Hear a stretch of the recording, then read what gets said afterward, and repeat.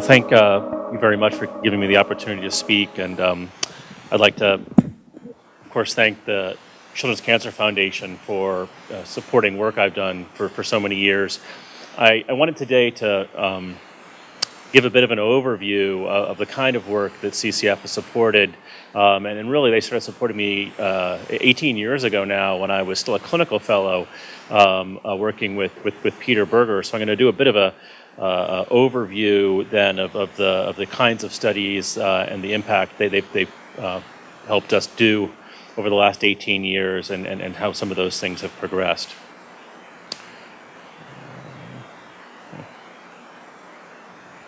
Is it? It's like yeah.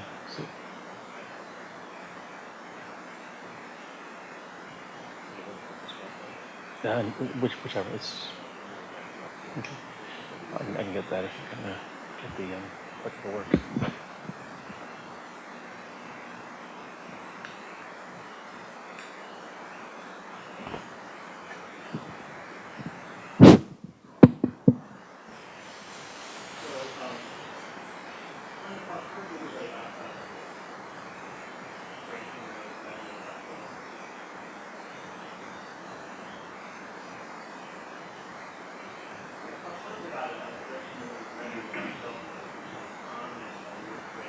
In children, and currently the standard of care is radiation and chemotherapy, but there's been a major focus over the last 20 years or so to come up with more targeted therapies that are more specific for different subsets of medulloblastoma, and also finding ways to reduce therapy in children who might have less aggressive forms of medulloblastoma, because as many of us, or almost all of us in this room know, there's a lot of side effects from these therapies, and if we could reduce them, that'd be a great thing.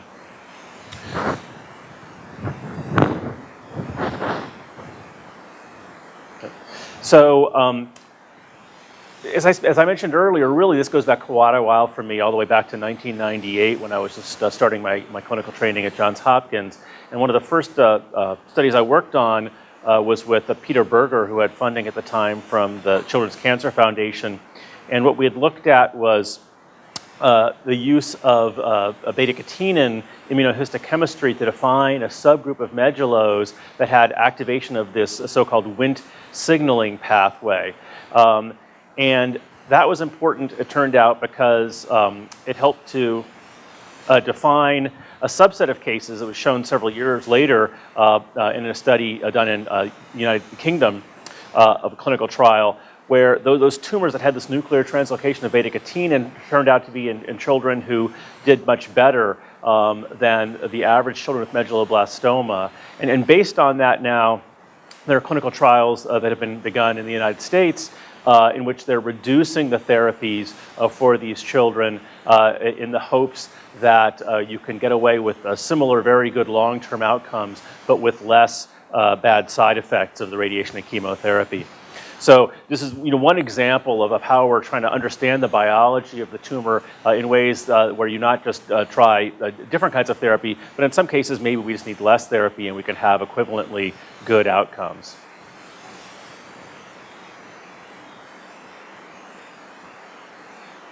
So I'm a neuropathologist. I look at these tumors under the microscope and decide what the diagnosis is.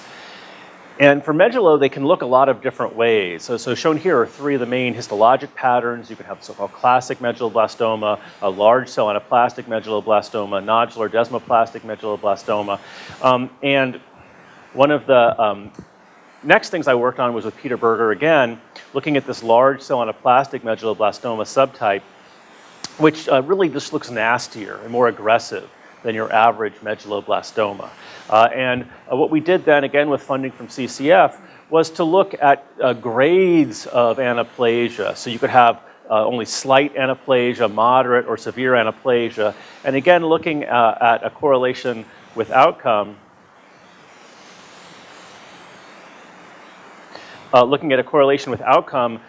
cases, and this is now a retrospective analysis of clinical trials data from pediatric oncology group, the patients who had severe anaplesia in their tumors had only about a 20% long-term survival, whereas the majority of patients who had no anaplesia or slight anaplesia had a 50% or more long-term survival. So now we're defining not a subset that have good outcomes, but a subset that have bad outcomes. As I'll tell you in a second, I went on to look at the molecular drivers of this, but this is just, throughout this, I'm going to try to highlight some of the papers we published along the way with support from CCF. So these are the first 3 papers that we published with support from CCF. So around this time, I was joining the faculty myself, and I wrote my own first grant to CCF under my own name to look at the role of an oncogene known as MYC in the aggressive large cell anaplastic medulloblastoma. This is just showing how normally there would be 2 copies of the gene, those red dots in the panel labeled normal, whereas this gene becomes amplified in the more aggressive tumors, and you can see 50 or more copies of that. And it turns out that these histologic subtypes of medullo have some correlates in terms of the molecular pathways that are turned on in them. And it's the large cell anaplastic aggressive tumors that tend to have high levels of MYC. And we now know that you can separate medullos into 4 main molecular subgroups. A lot of the neuro-oncologists in the room will be tired of seeing this diagram. There's a Wnt group, a sonic hedgehog group, a so-called group 3 that tends to be the large cell anaplastic tumors that have MYC amplicons, and group 4 that's also has sort of intermediate outcomes and is poorly understood. And so these groups that were initially defined by expression profiling have recently been incorporated into a new WHO classification scheme that just came out this month, actually. So here was the group that met in Heidelberg last summer to finalize the new WHO brain tumor classification scheme. And here is the, can we go back one? Okay, I can't get it to reverse. Yeah, the back won't work. Yeah. Thank you. Here's the new, for the neuro-oncologists and oncologists in the crowd, here's the new WHO classification scheme that was just published this week. And for the medulloblastoma group and for a lot of these other of these brain tumor groups, we now have incorporated molecular diagnostics into the definition of these tumors. So there's a genetically defined set of medulloblastoma subgroups, a Wnt group, a sonic hedgehog group, which can be either p53 mutated, which sadly have very bad outcomes, or p53 wild type that tend to have pretty good outcomes, and then these non-Wnt, non-hedgehog tumors that fall into groups 3 and group 4. So we're moving forward. It turns out that these are very different tumors in terms of the types of children they arise in, the outcomes, the kinds of therapy we should be using. And so this classification is really now integral to how we're going to be diagnosing these tumors moving forward. So there's been real progress, I would say, over the 20 years I've been working on medulloblastoma in terms of understanding the disease. Now, of course, understanding the disease isn't enough. We want to come up with better therapies for the disease. And in this first grant that I got myself from the CCF, we tried to model these high-risk medullos by taking lines that had low levels of MYC and increasing MYC and seeing how that affected the tumor biology. And the tumors became much more aggressive in how they grew both in vitro and in vivo when we increased the MYC levels. And we published this a number of 10 years ago now in cancer research, but we're still using these lines that were generated with CCF funding 10 years ago. In fact, we had a paper that came out in Clinical Cancer Research last month, which we're still using these paired lines with high and low MYC levels. So again, when you invest in research tools, these things can yield dividends over very long periods of time. Here's just some of the papers that came from that first grant I got from CCF under my own name. Now, and I should say that with the preliminary data, one of the things I'd like to emphasize both to the academics here, but also to the patient groups and the people who are helping to raise money. At the time when I was just getting going, even a very small amount of seed funding can have a huge impact, because basically that preliminary data I generated looking at MYC, I then was able to go to the National Institutes of Health, the NIH, and get my first career award grant that supported my laboratory for the first 5 years it was in business, a so-called K08 award. So one of the things that CCF does that's wonderful, and I think many of us here in this room have benefited in this way, where you get early career funding that gets the preliminary data you need to get larger grants from the government. So The next thing we did looking at medulloblastoma was addressing the issue of cancer stem cells. And about 10 years ago, people became interested in the notion that it wasn't every single cell within a tumor didn't behave the same way, and that there were stem-like cells sort of at the apex of a developmental hierarchy in the cancer. And those stem cells are really the only cells in the cancer that could divide forever. And that if you killed the rest of the cancer and the rest of the cancer is more sensitive to standard radiation and chemo, whereas these red cancer stem cells are more resistant to standard radiation and chemo. And if you don't kill these stem-like cancer cells, the tumor's ultimately just going to grow back. So this was a popular idea. I think there's a lot of truth to the idea, although some of the specifics haven't held up to the test of time. The general idea that there's heterogeneity within a tumor and different therapies may be necessary to target different subsets of cells in that tumor, I think most people believe to be true. And so the next thing we were working on then in my laboratory was trying to understand how we can kill these stem-like cancer cells.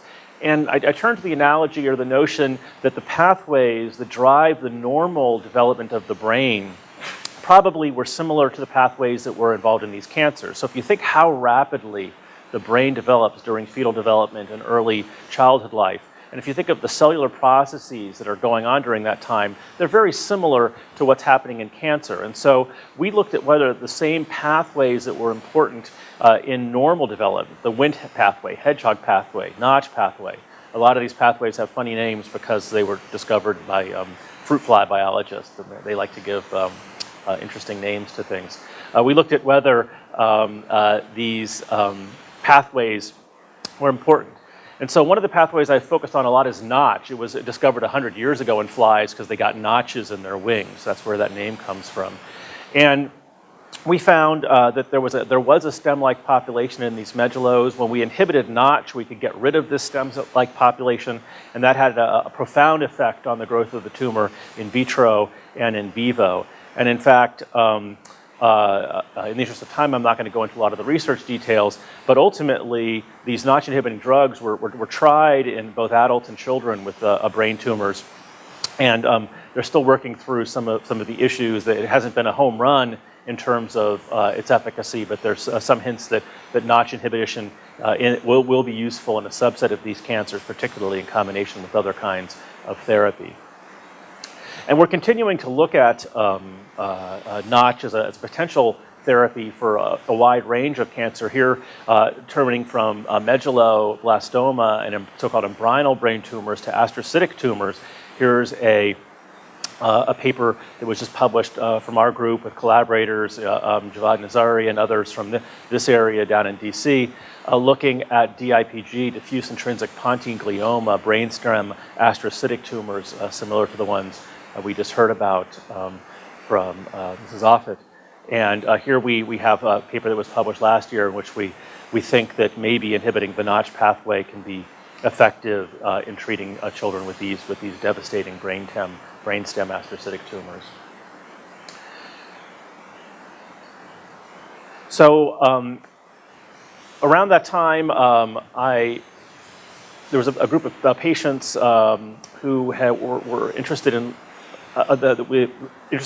learning more about pilocytic astrocytoma. At the time, there was not a lot of work being done on low-grade astrocytic tumors. And so we started working on those, and we'd sent a grant to CCF that got funded to look at the genetics of pilocytic astrocytoma, which of course are the most common low-grade tumors in children in the brain. And around the same time, 9 years ago or so, we found in my laboratory and a number of other folks around the world, basically all discovered within a period of 12 months of one another, that the majority of these low-grade astrocytic tumors have changes that affect the BRAF oncogene on chromosome 7. And this is just some of the primary data from the paper we published then describing our results. And it turns out that what happens is there's a duplication of about a 2 megabase region on that chromosome that results in fusion of the business end, the active kinase domain of BRAF, to this KIA 15549 protein, and that results in unregulated BRAF kinase activity. And so I showed you initially a picture of a pilocytic astrocytoma of the optic nerve, but really it's pilocytic astrocytomas all through the brain that have these changes, although they're most frequent in the posterior fossa and brain stem, as well as the optic nerve. Now, importantly, this tells us something about the biology of these tumors that, again, can result in improved therapies. So we know that there are at least two arms to the signaling pathways downstream of the RAF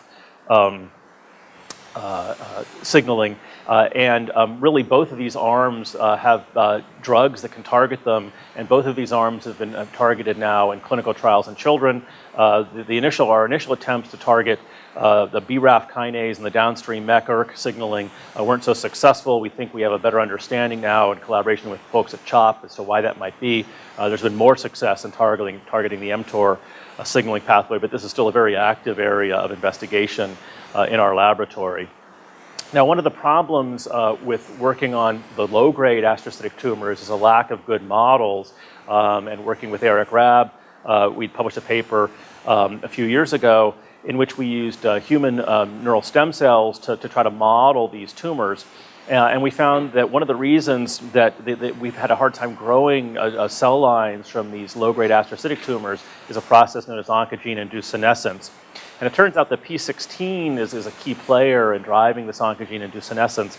And it's also associated with worse outcomes in patients. So from that paper, here's some survival data on children who have these tumors. And if you lose P16, you don't have, your tumor doesn't senesce, it doesn't stop growing, and there's a much worse survival in children who have P16 deletion and protein loss as compared to those who retain that oncogene. But we're hoping to use this increased understanding as a way to grow these cells in culture. We're also trying some other tricks, because one of the things that's kept us from coming up with better therapies for this tumor is a lack of good models, culture models that we can use to grow them. So we've been trying to develop culture models both in cultures and in mice. And some of the hints to what's going on with the biology of these low-grade astrocytic tumors and optic nerve astrocytic tumors in particular came from work that we had done in collaboration with an investigator known as Nick Gaiano.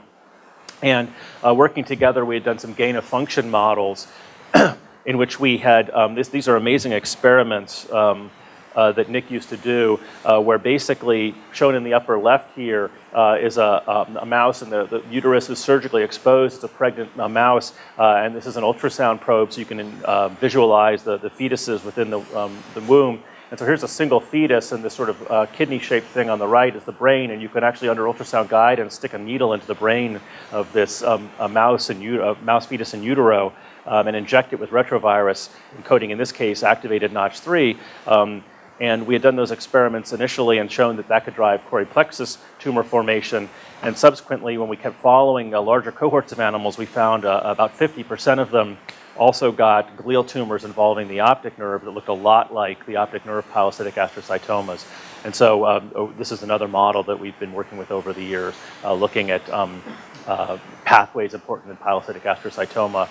And here's a paper we just published last year, our group, looking using some of the rare cell lines that exist for this, again, focusing on Notch inhibition as a possible way of targeting these low-grade astrocytomas and showing that we can inhibit growth of these cancers genetically by inhibiting Notch. So there's just some more papers that we'd published. I think this was, I stopped listing them. This was 12 papers funded by the CCF up to 2012. The most recent grant I had from CCF actually was focusing on higher grade pediatric astrocytic tumors and looking at a pathway of DNA telomere maintenance that's common in pediatric high grade astrocytic tumors. So, to maintain your telomeres, of course, when cancer cells grow, often that's done by turning on the enzyme telomerase, but it turns out in pediatric astrocytomas, more frequently what happens is there's this pathway known as alternative lengthening of telomeres, or ALT, that goes on. And researchers at Johns Hopkins, Alan Meeker's group, had shown that ATRX mutations are key drivers of this ALT pathway in gliomas. And we had generated from a patient a cell line that had this ATRX loss and alt phenotype, these big pink blobs in the cells are telomere signals, and normally they should be too small, a few small dots in each cell. So the fact that you're seeing a subset of cells with these big blobs in them is indicative of the fact that there's alt going on in this cell line and in the primary tumor from which it derived. Now, interestingly, the cell line didn't have complete loss of ATRX. There's only partial loss of ATRX. So we've been using it as a model to try to understand what happens when you start with partial loss of ATRX and knock out the rest of it. So we use genetic tricks to knock out, completely get rid of the last ATRX expression. This is shown here on the left panels using 2 different hairpins. We got rid of it, and the effect of getting rid of ATRX completely in these cells was that you get a very significant induction in clonogenic growth, shown on the panels on the right. This also causes a really significant increase in the growth both in flank xenografts, again shown on right, where you're measuring week over week, and the red lines are individual flank xenografts growing much more rapidly in the tumors in which we've knocked down ATRX as compared to the vector controls shown in blue. And then we also have done intracranial xenografts. So we're continuing to work on this as a way of trying to understand what the effects are of ATRX knockout in these tumors. And this was work that had been funded by CCF. That grant finished up a year or 2 ago. And we're still, though, getting the study wrapped up and published. So this is unpublished data. Perhaps most important, though, in this unpublished data I'm showing you, is not the fact that knocking it down makes it grow faster, but that knocking it down seemed to promote a resistance to standard chemotherapy, standard chemotherapy such as temozolomide. So this now is telling us something about the biology of how ATRX expression may modulate response to standard chemo, and we think we understand why this is happening at the level of DNA repair and how we might get around it in terms of treating children who have these kinds of cancers. So I apologize for going really rapidly. There's just been so many things that the CCF had supported in my group over the years. I wanted to give people a flavor for the broad spectrum of work that we had done. I should add that in addition to the K08 award that had come from CCF, we got an R01 grant funded based on preliminary data that they had supported, and that got that R01 renewed about 4 years ago. So I've had really about 12 years of uninterrupted support from NIH, and in almost all of those grants that I got, the initial seed data was funded by CCF. So it's really a way that CCF can leverage their funding to get larger amounts of money from the government to keep working on these studies. So thank you very much. Thank you. That was really nice show of how a little bit of investment can really pay dividends. Huh?